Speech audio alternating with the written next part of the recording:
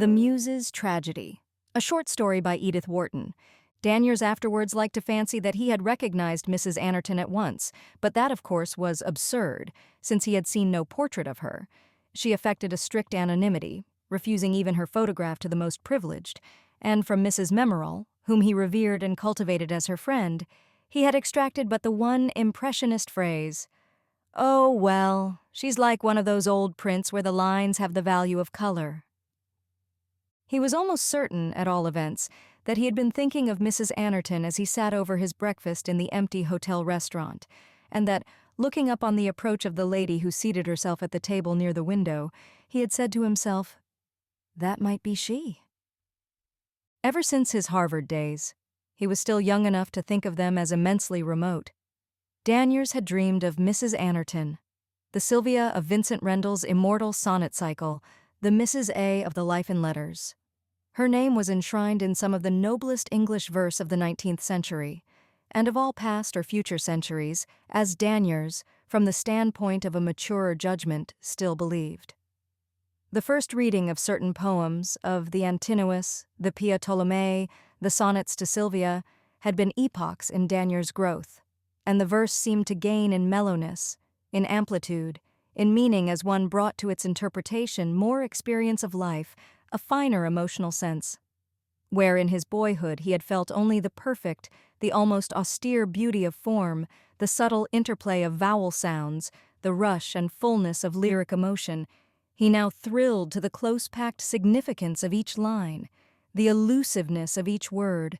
His imagination lured hither and thither on fresh trails of thought, and perpetually spurred by the sense that, beyond what he had already discovered, more marvelous regions lay waiting to be explored. Danyers had written, at college, the prize essay on Rendle's poetry. It chanced to be the moment of the great man's death. He had fashioned the fugitive verse of his own storm and stress period on the forms which Rendle had first given to English meter. And when 2 years later the Life and Letters appeared, and the Sylvia of the sonnets took substance as Mrs. A, he had included in his worship of Rendle the woman who had inspired not only such divine verse, but such playful, tender, incomparable prose.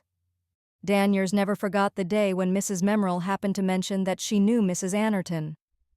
He had known Mrs. Memorall for a year or more, and had somewhat contemptuously classified her as the kind of woman who runs cheap excursions to celebrities, when one afternoon she remarked, as she put a second lump of sugar in his tea, "Is it right this time? You're almost as particular as Mary Anerton." "Mary Anerton?" "Yes, I never can remember how she likes her tea.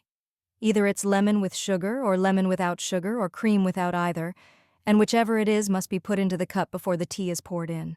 And if one hasn't remembered, one must begin all over again. I suppose it was Vincent Rendle's way of taking his tea and has become a sacred rite." "Do you know Mrs. Anerton?"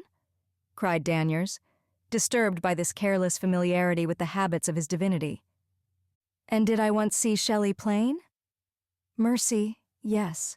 She and I were at school together. She's an American, you know. We were at a pension near Tours for nearly a year. Then she went back to New York, and I didn't see her again till after her marriage. She and Anerton spent a winter in Rome while my husband was attached to our legation there, and she used to be with us a great deal." Mrs. Memorall smiled reminiscently. "It was the winter." "The winter they first met?" "Precisely, but unluckily I left Rome just before the meeting took place. Wasn't it too bad? I might have been in the Life and Letters. You know he mentions that stupid Madame Vodki, at whose house he first saw her." "And did you see much of her after that?" "Not during Rendle's life. You know she has lived in Europe almost entirely, and though I used to see her off and on when I went abroad, she was always so engrossed, so preoccupied, that one felt one wasn't wanted. The fact is, she cared only about his friends. She separated herself gradually from all her own people. Now, of course, it's different. She's desperately lonely. She's taken to writing to me now and then, and last year when she heard I was going abroad, she asked me to meet her in Venice, and I spent a week with her there." "And Rendle?" Mrs. Memorall smiled and shook her head. "Oh, I never was allowed a peep at him. None of her old friends met him except by accident. Ill-natured people say that was the reason she kept him so long. If one happened in while he was there, he was hustled into Anerton's study, and the husband mounted guard till the inopportune visitor had departed. Anerton, you know, was really much more ridiculous about it than his wife. Mary was too clever to lose her head, or at least to show she'd lost it. But Anerton couldn't conceal his pride in the conquest. I've seen Mary shiver when he spoke of Rendell as our poet. Rendell always had to have a certain seat at the dinner table, away from the draught and not too near the fire, and a box of cigars that no one else was allowed to touch, and a writing table of his own in Mary's sitting room.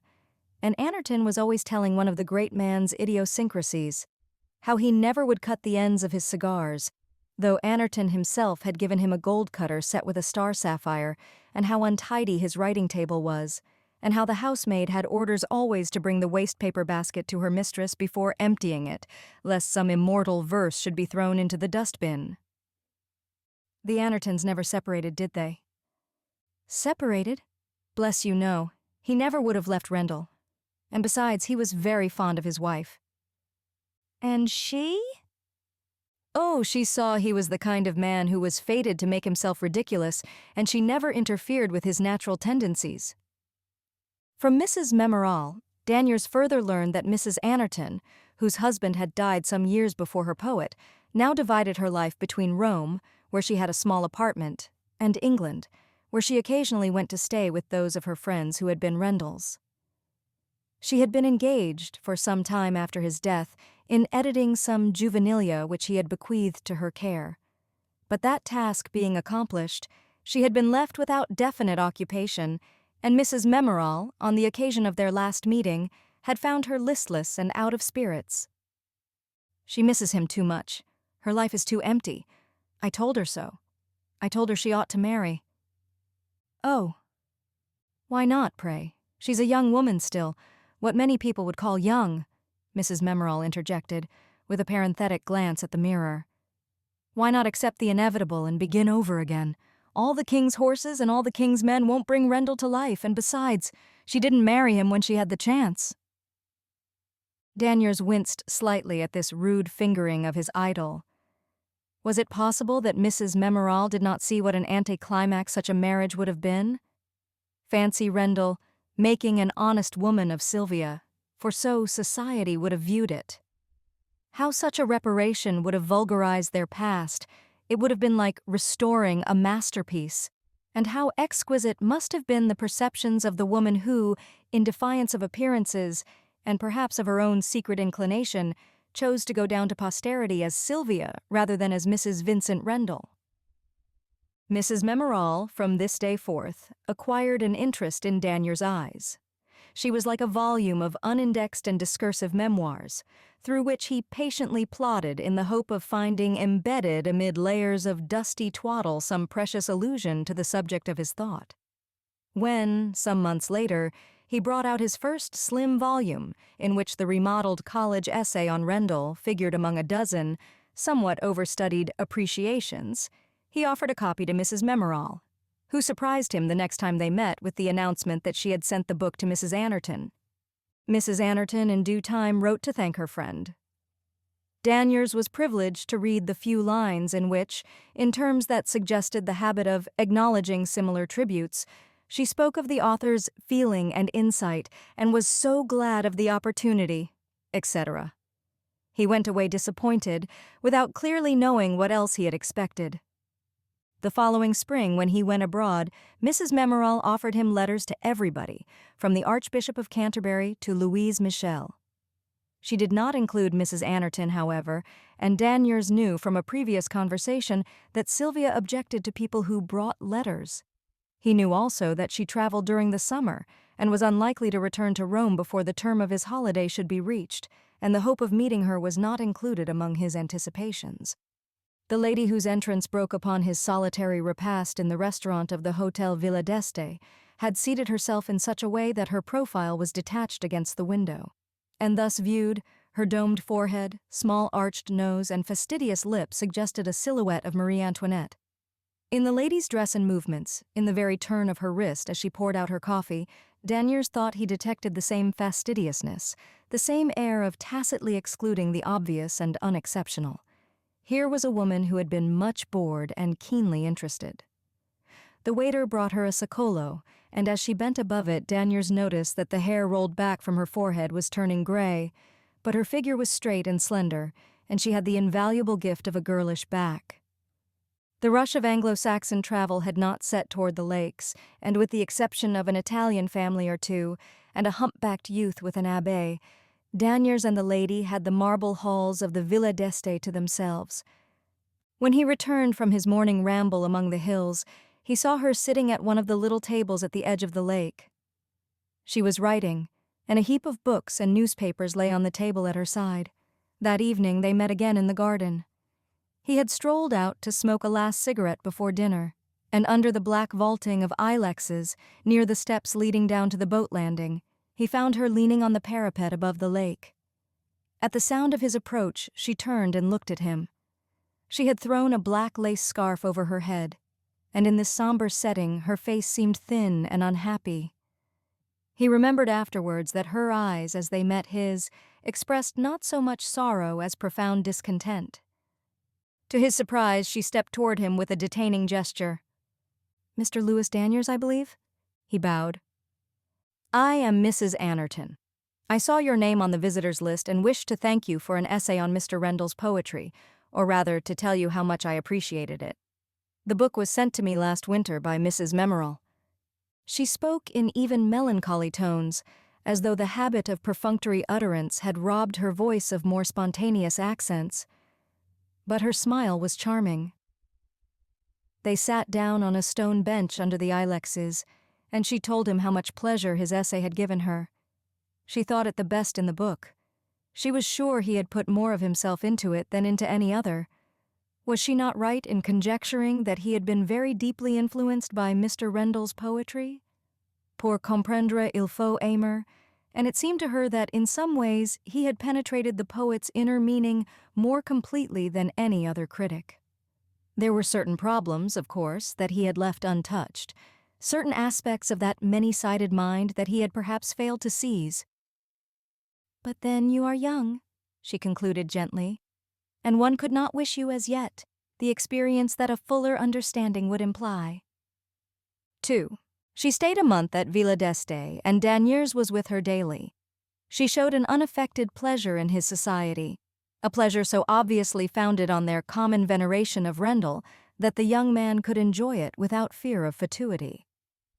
At first he was merely one more grain of frankincense on the altar of her insatiable divinity, but gradually a more personal note crept into their intercourse. If she still liked him only because he appreciated Rendell, she at least perceptibly distinguished him from the herd of Rendell's appreciators. Her attitude toward the great man's memory struck Danyers as perfect. She neither proclaimed nor disavowed her identity. She was frankly Sylvia to those who knew and cared, but there was no trace of the Egeria in her pose. She spoke often of Rendell's books, but seldom of himself. There was no posthumous conjugality, no use of the possessive tense in her abounding reminiscences. Of the master's intellectual life, of his habits of thought and work, she never wearied of talking. She knew the history of each poem, by what scene or episode each image had been evoked, how many times the words in a certain line had been transposed, how long a certain adjective had been sought and what had at last suggested it. She could even explain that one impenetrable line, the torment of critics, the joy of detractors, the last line of the old Odysseus. Danyers felt that in talking of these things she was no mere echo of Rendell's thought. If her identity had appeared to be merged in his, it was because they thought alike, not because he had thought for her. Posterity is apt to regard the women whom poets have sung as chance pegs on which they hung their garlands, but Mrs. Anerton's mind was like some fertile garden wherein, inevitably, Rendell's imagination had rooted itself and flowered. Danyers began to see how many threads of his complex mental tissue the poet had owed to the blending of her temperament with his. In a certain sense, Sylvia had herself created the sonnets to Sylvia. To be the custodian of Rendell's inner self, the door, as it were, to the sanctuary, had at first seemed to Danyers so comprehensive a privilege that he had the sense, as his friendship with Mrs. Anerton advanced, of forcing his way into a life already crowded. What room was there among such towering memories for so small an actuality as his? Quite suddenly, after this, he discovered that Mrs. Memorall knew better.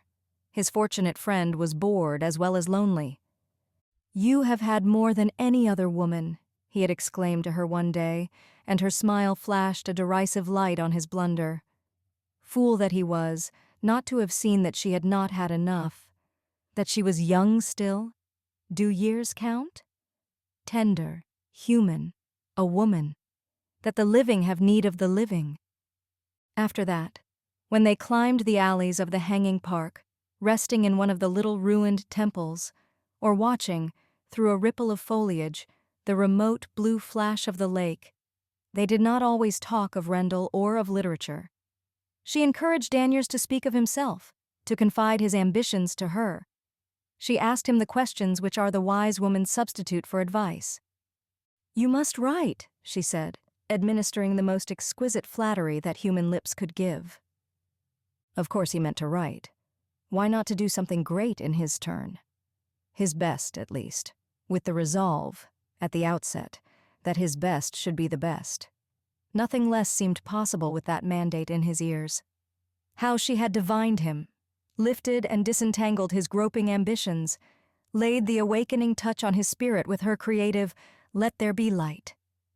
It was his last day with her, and he was feeling very hopeless and happy. "You ought to write a book about him," she went on gently. Danyers started. He was beginning to dislike Rendell's way of walking in unannounced. "You ought to do it," she insisted. "A complete interpretation, a summing up of his style, his purpose, his theory of life and art. No one else could do it as well." He sat looking at her perplexedly. Suddenly, dared he guess? "I couldn't do it without you," he faltered. "I could help you. I would help you, of course." They sat silent, both looking at the lake. It was agreed, when they parted, that he should rejoin her 6 weeks later in Venice. There they were to talk about the book. 3. Lago di Seo, August 14th. When I said goodbye to you yesterday, I promised to come back to Venice in a week. I was to give you your answer then. I was not honest in saying that. I didn't mean to go back to Venice or to see you again. I was running away from you, and I mean to keep on running. If you won't, I must. Somebody must save you from marrying a disappointed woman of, well, you say years don't count, and why should they, after all, since you are not to marry me? That is what I dare not go back to say. You are not to marry me. We have had our month together in Venice. Such a good month, was it not? And now you are to go home and write a book. Any book but the one we didn't talk of. And I am to stay here, attitudinizing among my memories like a sort of female Tithonus. The dreariness of this enforced immortality. But you shall know the truth. I care for you, or at least for your love, enough to owe you that. You thought it was because Vincent Rendell had loved me that there was so little hope for you. I had had what I wanted to the full. Wasn't that what you said? It is just when a man begins to think he understands a woman that he may be sure he doesn't. It is because Vincent Rendell didn't love me that there is no hope for you. I never had what I wanted, and never, never, never will I stoop to wanting anything else. Do you begin to understand? It was all a sham then, you say? No, it was all real as far as it went. You are young. You haven't learned, as you will later, the 1,000 imperceptible signs by which one gropes one's way through the labyrinth of human nature. But didn't it strike you sometimes that I never told you any foolish little anecdotes about him? His trick, for instance, of twirling a paper knife round and round between his thumb and forefinger while he talked. His mania for saving the backs of notes. His greediness for wild strawberries, the little pungent alpine ones. His childish delight in acrobats and jugglers. His way of always calling me you. Dear you, every letter began. I never told you a word of all that, did I? Do you suppose I could have helped telling you if he had loved me? These little things would have been mine. Then, a part of my life, of our life, they would have slipped out in spite of me. It's only your unhappy woman who is always reticent and dignified. But there never was any our life. It was always our lives to the end. If you knew what a relief it is to tell someone at last, you would bear with me, you would let me hurt you. I shall never be quite so lonely again, now that someone knows. Let me begin at the beginning. When I first met Vincent Rendle, I was not 25. That was 20 years ago. From that time until his death, 5 years ago, we were fast friends. He gave me 15 years, perhaps the best 15 years of his life. The world, as you know, thinks that his greatest poems were written during those years. I am supposed to have inspired them, and, in a sense, I did. From the first, the intellectual sympathy between us was almost complete. My mind must have been, to him, I fancy, like some perfectly tuned instrument on which he was never tired of playing. Someone told me of his once saying of me that I always understood. It is the only praise I ever heard of his giving me. I don't even know if he thought me pretty, though I hardly think my appearance could have been disagreeable to him, for he hated to be with ugly people. At all events, he fell into the way of spending more and more of his time with me. He liked our house. Our ways suited him. He was nervous, irritable. People bored him, and yet he disliked solitude. He took sanctuary with us. When we traveled, he went with us. In the winter, he took rooms near us in Rome. In England or on the continent, he was always with us for a good part of the year. In small ways, I was able to help him in his work. He grew dependent on me. When we were apart, he wrote to me continually. He liked to have me share in all he was doing or thinking. He was impatient for my criticism of every new book that interested him. I was a part of his intellectual life. The pity of it was that I wanted to be something more. I was a young woman and I was in love with him. Not because he was Vincent Rendle, but just because he was himself. People began to talk, of course. I was Vincent Rendle's Mrs. Anerton. When the sonnets to Sylvia appeared, it was whispered that I was Sylvia. Wherever he went, I was invited. People made up to me in the hope of getting to know him. When I was in London, my doorbell never stopped ringing. Elderly peeresses, aspiring hostesses, lovesick girls, and struggling authors overwhelmed me with their assiduities. I hugged my success, for I knew what it meant. They thought that Rendle was in love with me. Do you know, at times, they almost made me think so too? Oh, there was no phase of folly I didn't go through. You can't imagine the excuses a woman will invent for a man's not telling her that he loves her. Pitiable arguments that she would see through at a glance if any other woman used them. But all the while, deep down, I knew he had never cared. I should have known it if he had made love to me every day of his life. I could never guess whether he knew what people said about us. He listened so little to what people said, and cared still less when he heard. He was always quite honest and straightforward with me. He treated me as one man treats another. And yet at times I felt he must see that with me it was different. If he did see, he made no sign. Perhaps he never noticed. I am sure he never meant to be cruel.